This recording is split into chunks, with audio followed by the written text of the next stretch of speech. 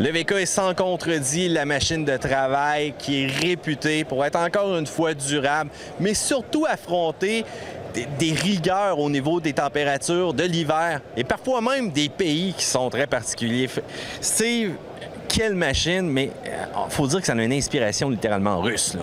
Absolument, Mathieu. Comme tu viens de le mentionner, le VK, c'est une bête de travail. Il a toujours été. Tu parles de VK, tout le monde connaît ça. Tout le monde sait que c'est fiable, c'est fait pour travailler fort. Mais on l'a poussé encore une coche plus loin.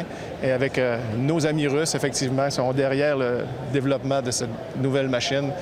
Quand tu regardes le look, tu comprends un peu que ça vient de là, en grosse partie. Bien, c'est sûr que ça a quand même un look de travail. On se le cachera pas. C'est pas une machine qu'on veut vraiment profiler, qu'on veut vraiment agressive. C'est fait pour traîner une grosse clé de bois, comme on dit en arrière. Et voilà, on est parti.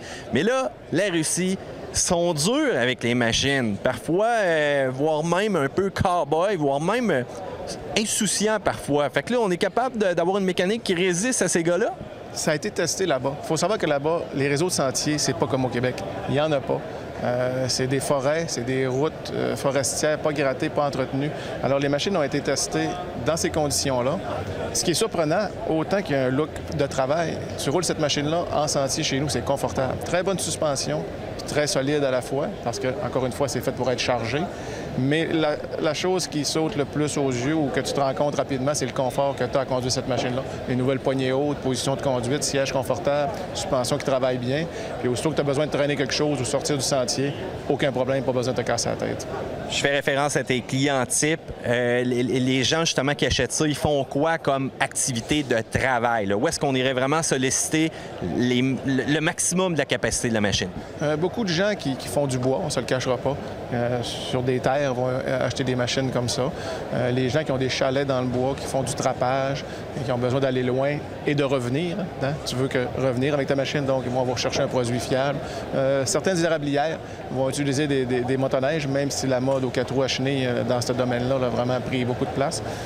C'est surtout les clients justement qui travaillent, qui tirent, qui vont à la chasse dans le Grand Nord, les Amérindiens, tous les gens proches de ce type d'utilisation-là vont être intéressés par le nouveau VK. Je pense aussi au commercial, les stations de ski. Il y a des vieux VK-là qui roulent encore, puis sérieux, c'est des machines qui ont du souffle, là, je te dirais, là. Tellement fiables, ils veulent pas échanger.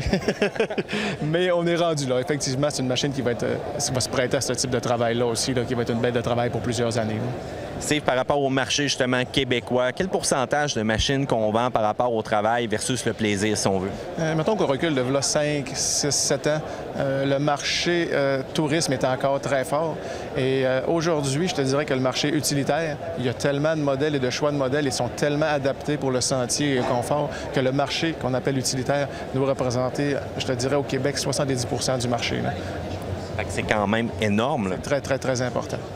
Donc, pour le futur de Yamaha côté motoneige, donne-nous des scoops, là. Je sais que des fois, là, vous êtes un petit peu serré, vous pouvez pas trop parler, là, mais as-tu un petit secret pour moi? Je vais t'en dire un. Dans 2 ans, en 2018, 50e anniversaire de Yamaha motoneige, OK. on va fêter ça en grand. En grand, genre comment? Très grand. C'est ça, il nous aguiche, puis après ça, il ne nous donne pas trop de détails, mais sais-tu quoi? Tu vas être obligé de me le dire un petit peu avant l'annonce officielle. Je te le promets. Et voilà. Merci beaucoup, Steve. Ça fait plaisir.